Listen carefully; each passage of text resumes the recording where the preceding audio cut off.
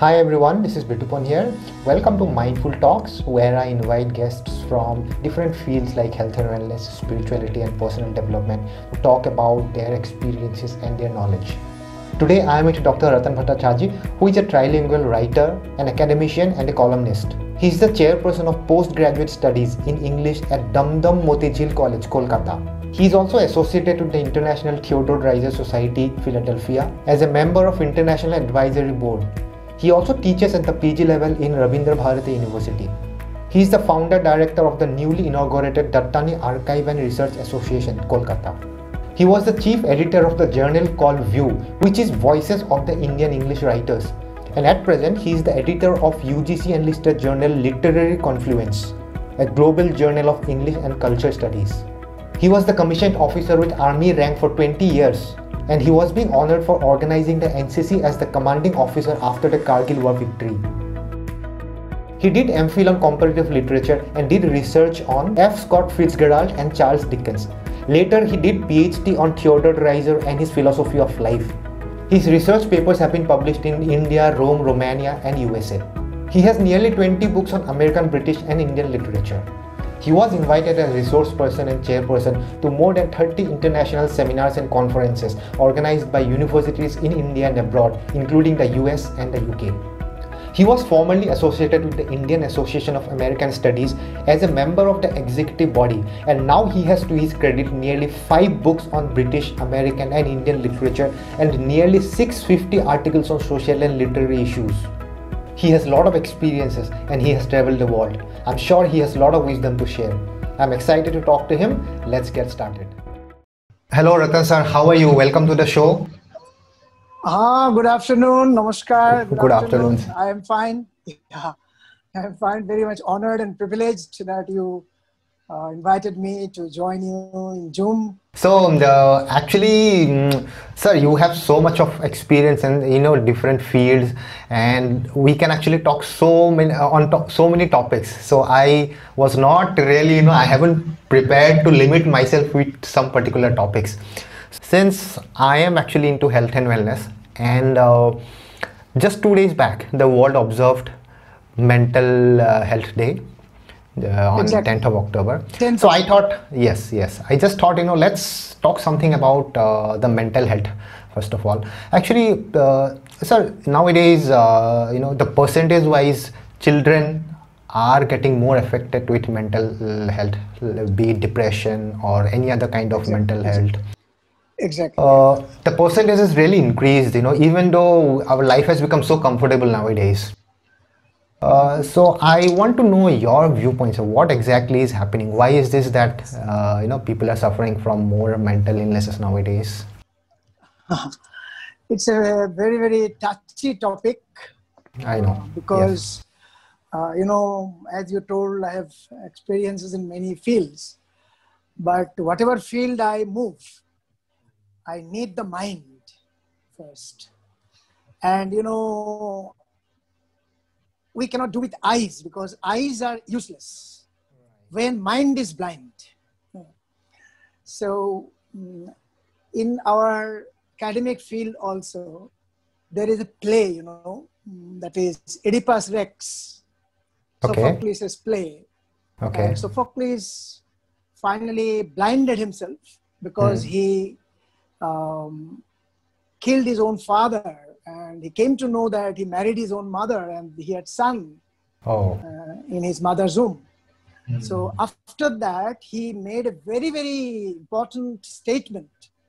That is, when I had eyes, I could not see. Now, so sometimes it happens that we see with our mind's eye. I'm quoting from that tragedy, but when you come to a romantic poet like Wordsworth, then also you find the mind's eye. Because when daffodils, he saw 10,000 daffodils I saw at a glance. And later, after many, many years, when he was in a vacant mood on his coach's hilly, then he said, I can see those daffodils in my mind's eye. So mind is such a very important thing. And your thoughts, Your thoughts are the seeds which you plant, you know, because your mind will definitely take the shape, give the shape to your thoughts. And if you have powers over your own mind, because you may not have powers for the outside event, that is not possible all the time. Sometimes it happens that you have no power, you are powerless outside, but inside at your home, in your lonely state, you are very, very powerful person because you have the power and control on your own mind. And that is very much needed for this new generation of people, new generation of young people who have no mind's control.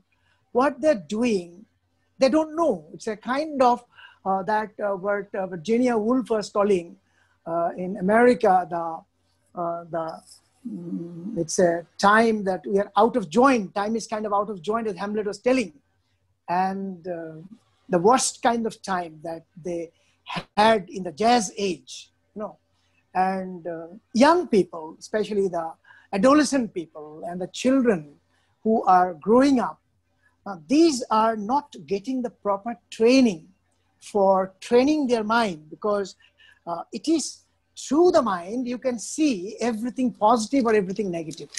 Because if you take a glass of water, half glass of water, then those who are very positive, they will say it is a half glass full water. And those who are negative, they will say it is half glass empty water. So emptiness comes to the negative mind and fullness comes to the positive mind. So this is very much important when you think of the mental health of the children and the growing people and the adolescent one, even the grown-up people, even the old men, even women, even men of middle age, all have the same problems, you know, because mental health refers to the cognitive, behavioral, and emotional well-being, you know, because cognitive means it is all about how people think, and behavioral means how people behave, and you know, that is the emotional means how people feel. So all the three things should be counted the moment you talk about the mental health of people. So mental health means the absence of the mental disorder, you know, because if the disorder is present, then mental health cannot be good. So the problem is mental health can affect us daily. Every moment your mind is active. Suppose you're sitting on a sofa. It is lockdown period when the pandemic is going on. Everybody is confined in the four walls of the home. And they are active on the phone, they are active on the social media. Because, you know, the fake crowd that we usually create around us through the social media and digital world. And that creates a kind of company where your mind is always active. So earlier what is happening, suppose you're sitting alone, and you can be called insane, you can be called mad, because you're sitting alone, you're talking to yourself, you are not doing anything, you are even doing monologues. You know, mad people talk in monologues. And you know, in Shakespeare's King Lear, when King Lear was in the storm scene, he was talking to himself because he was mad that time. And mad people do not bother whether his exchanges, his conversation is reciprocated, it is shared by others. He talks it to his own mind. So sometimes when you talk to your own mind, when you are doing your soliloquies, poets do that, sages do that, saints do that, even mad people also do that. So in Midsummer Night's Dream, Shakespeare was telling that madmen and poets, lunatics, poets and lovers all are of the same kind of imagination compact, because the lover also talks in soliloquy, lover also talks in soliloquy, poets also talks in soliloquy, mad people also talks in soliloquy. But nowadays what is happening, when you have a mobile with you, you are not talking to anybody, then nobody will call you mad because they think that you are doing something on the mobile. So what is happening, the smartphone takes care of your mental health. your digital connection, digital connectivity, even in this fake social world, you are talking to somebody in the Facebook, in the Twitter, in the Instagram. Those people may not be existing in real as your connectivity, but you're talking to them. Even after 5 days, you may forget them, but you're now talking to them. So this is a fake world you're creating for removing your loneliness. So what is happening?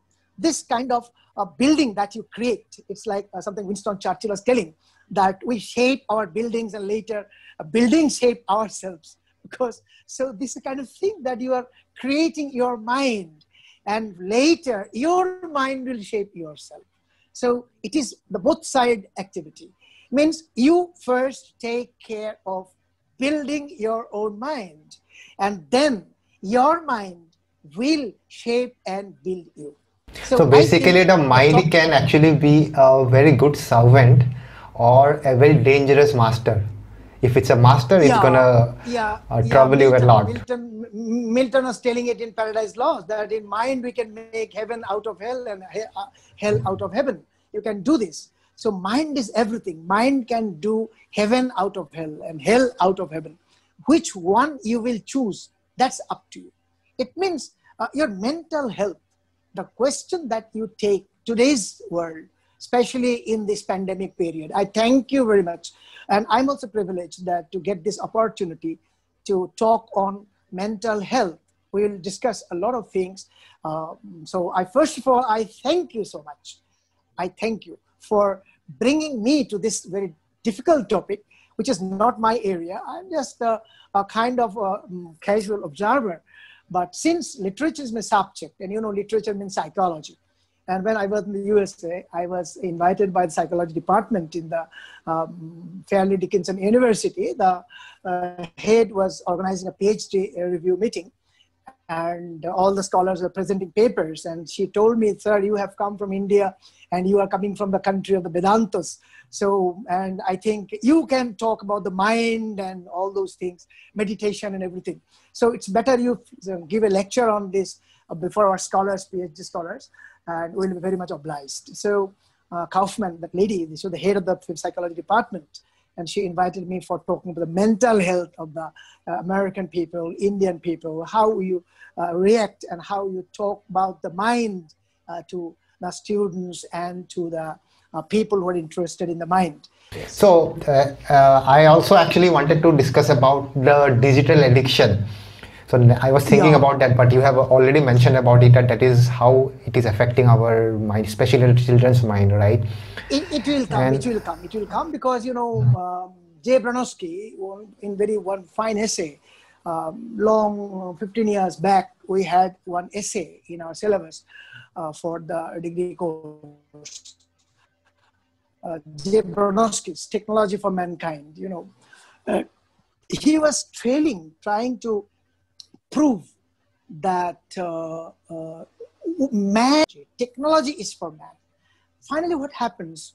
Technology becomes a Frankenstein, you know, and technology takes the hold of the humankind, and man cannot control. And the difference between technology and slaves, you know, is that slaves are fully aware that they are slaves.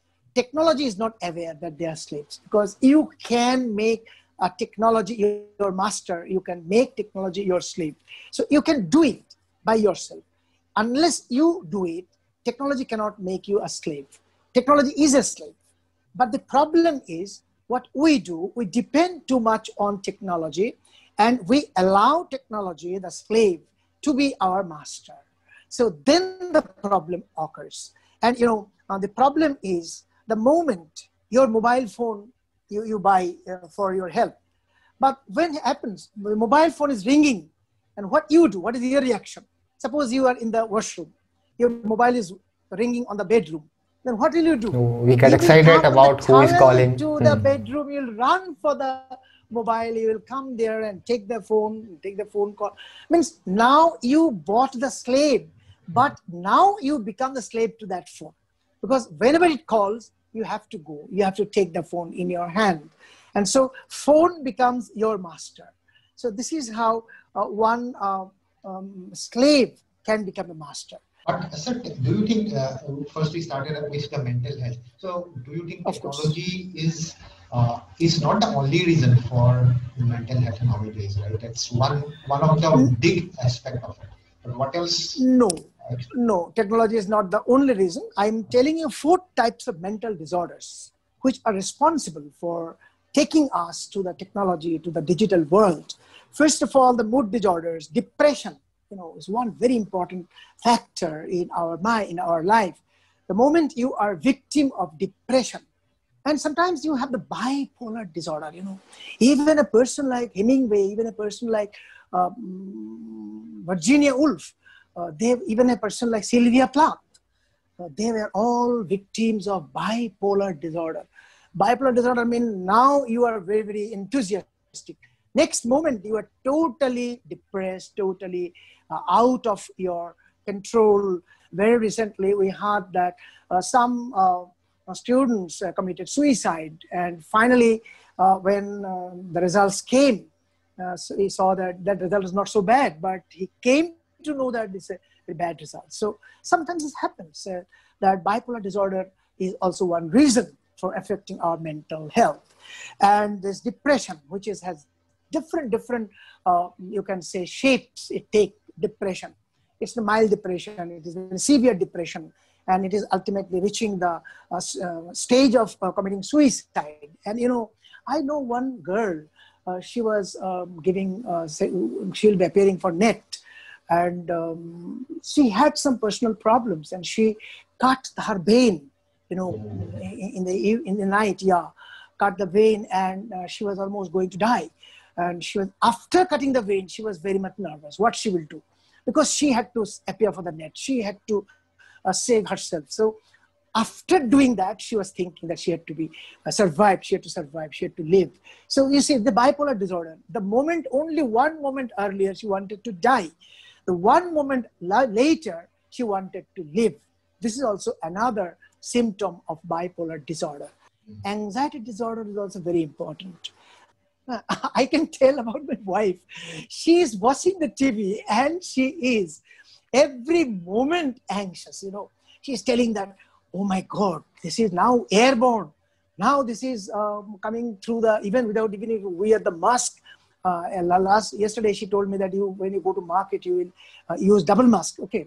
And after double mask, now this is not safe, because they tell that it is coming even through air. And day before yesterday, Mamata Banerjee told that corona is coming through tire of the tube and tire of the car. So she was telling that don't go to use your car. Don't take the car now, because if you take the car outside, corona can come to our house through the tire. So now the problem is that she's anxiety disorders. These are called anxiety disorders. Third disorder is very important. It's called personality disorder. Some people are by their own personality has some disorder. What kind of personality disorder? Because, some people are very, very angry kind of person. Some people are very much egoistic kind of person. Some people are very much cool and calm type of person. So if you are going beyond the normal, then you are having a disorder.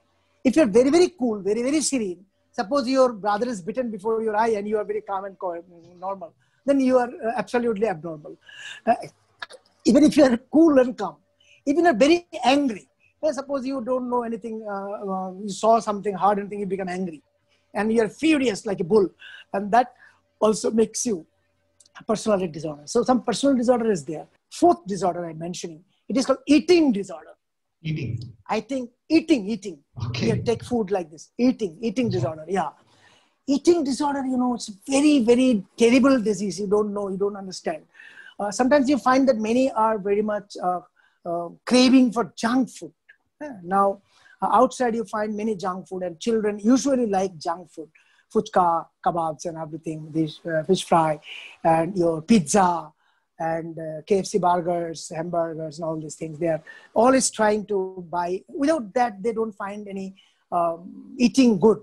So if any child is very much crazy about the junk food, suspect him to be a kind of abnormalcy is there. because they don't like the normal food, normal eating, normal rice, dal, sabji. This they don't like. They will go for the abnormal kind of food items, and they will go there. And eating disorders make them more and more mentally weak, mentally sick. And one poem, very recently, very popular, very viral, it was written by one bishop of Scotland, and it was written for the COVID. And he told that COVID has taken many things from us, but COVID has done one very important improvement to nature.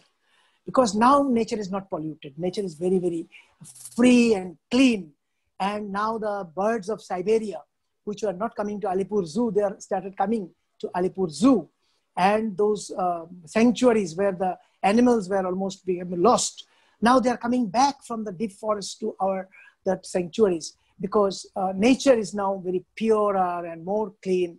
So I think even children, if they are very much connected to nature, that is also another problem of this mental health breakdown, because in the COVID days, pandemic days, they had to be confining themselves with the digital world, as you told me. So I told you, it's an interconnected thing. You cannot go without one without the other. If you want to improve your children from the digital connectivity, you have to take them to nature. But in this corona pandemic days, you cannot take them to nature. So there's a problem. So inside your house, you have to create alternative options. You have to create the alternative options to improve their mental health. What kind of alternative options? Actually, I wanted to ask you, what is the solution? They're isolated, when they're anxious, when they're bored, when they are very much uncertain, when they're very much victims of fear and anxiety and grief also, because what they expected, many students expected very good results from the examination, but nowadays what is happening in the online examinations that are going on, which are not very dependable, which are not very reliable, and many criticism is done for these online tests and all these exam results, because teachers are not giving that kind of evaluation that is expected from the teachers. So many students, many children, they are feeling uncertain about the future, about their anxious and bored time. Also their separation from the family members. Suppose their uncle is having corona, parent means mother is having corona, going to the hospital. So each time they are affected by that kind of mental kind of isolation inside the home. So they are feeling some grief, anxiety, fear, and they cannot meet their friends in the parks, in the green parks when they were going for playing. And they are not getting the proper entertainment that they used to get from their birthday celebration, for example. Now nobody is coming to the birthday celebration. Even one washing hand, that is also a kind of punishment for the children.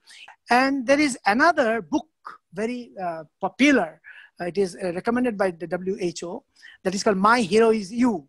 That book is very popular. My Hero Is You. That book. It is written for children only in the COVID world, how to face the COVID problems, and for 6 to 11 years children. And this is given. And Play Freeries, that is built by UN World Food Program. That is also a very important program. Play Freeze, F-R-E-E, Free Rice, it is called. Free Rice, okay, Free Rice. So this Free Rice or Free Rice, that is built by World Food Program. So it will be free rice because it has the food is connected. So that is there. And this game is a new category. It is called coronavirus. This category, this free rice play game has one special chapter that is called coronavirus. And funny and simple way are given there to keep children informed about everything. The fight fear with knowledge. Now the slogan is fight fear with knowledge. Okay, so knowledge is the only way how to fight back the fears.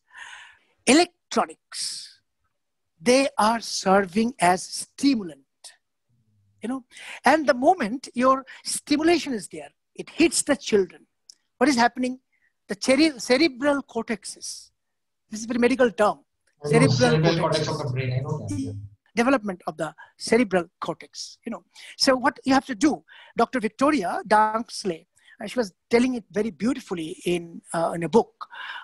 Sometimes, screen time works like caffeine and cocaine.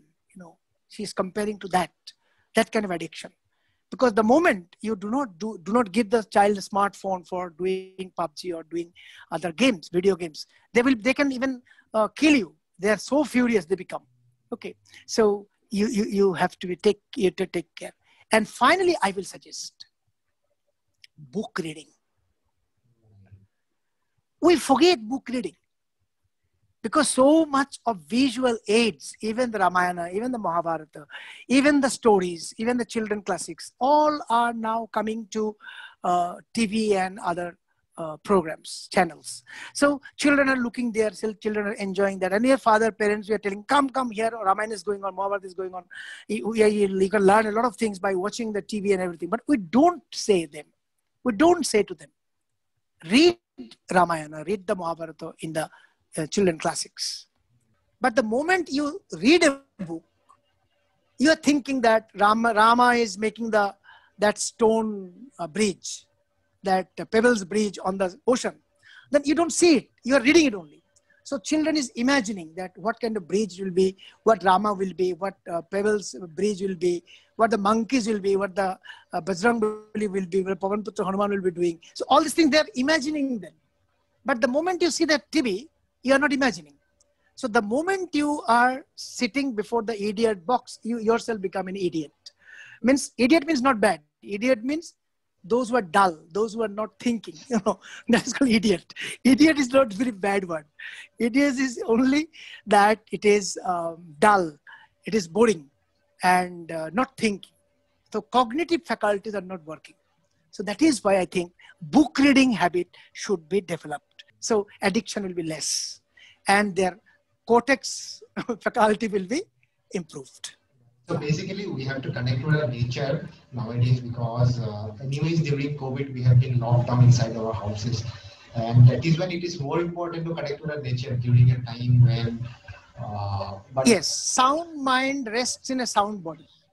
Right. Sound mind, sound body.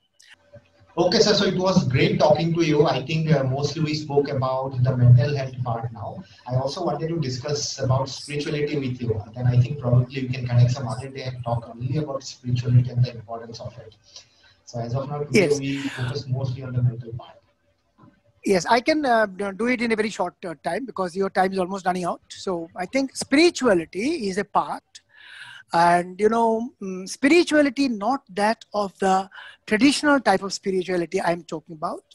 I'm talking about the spirituality of something like Emerson, Thoreau, they were talking about in Walden Pond, something like that. Because in nature, to see God in nature, and Wordsworth in his Tintern Abbey and his lyrical ballads, he was talking about this divinity in nature.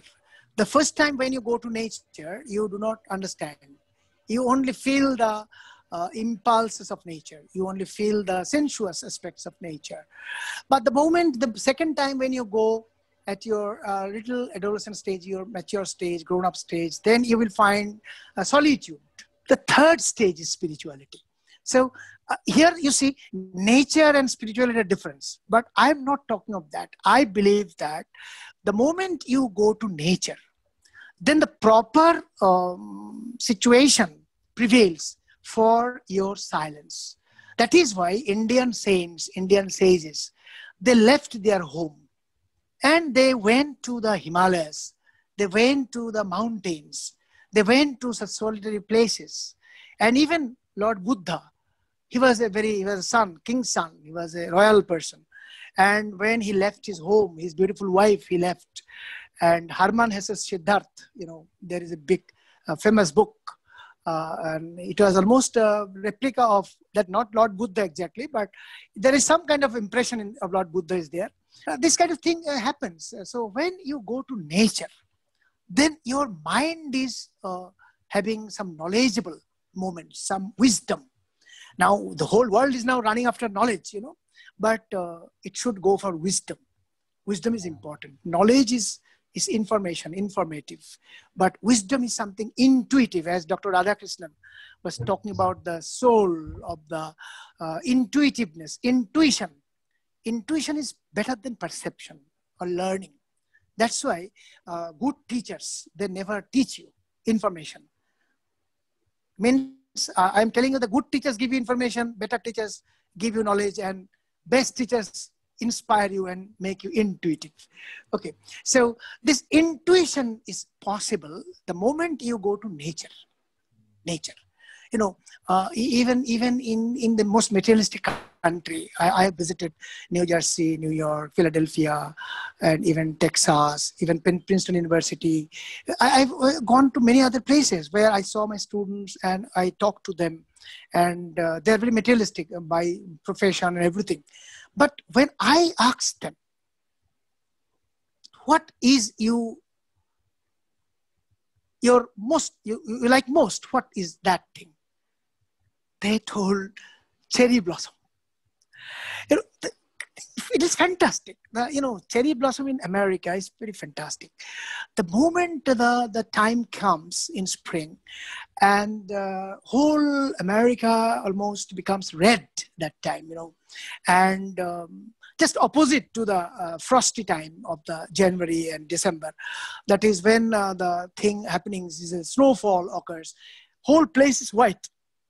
Now whole place is red or yellow, golden yellow, and houses in front of them, these cherry trees, and the whole tree is red, and the church bell is ringing in the evening.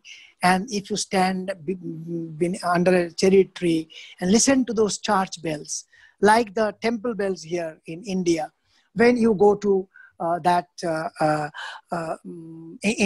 the Himalayas, for example, in Kailash temple or in Haridwar, when you go there, and you find the temples are there.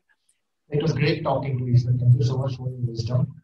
I hope to yes, if you are, yes, it's also a great time for me that you gave me this honor to talk to you, to speak my heart so freely, so fully with you on very, very important, very, very relevant topic of mental health, spirituality, and pandemic days. Thank you so much.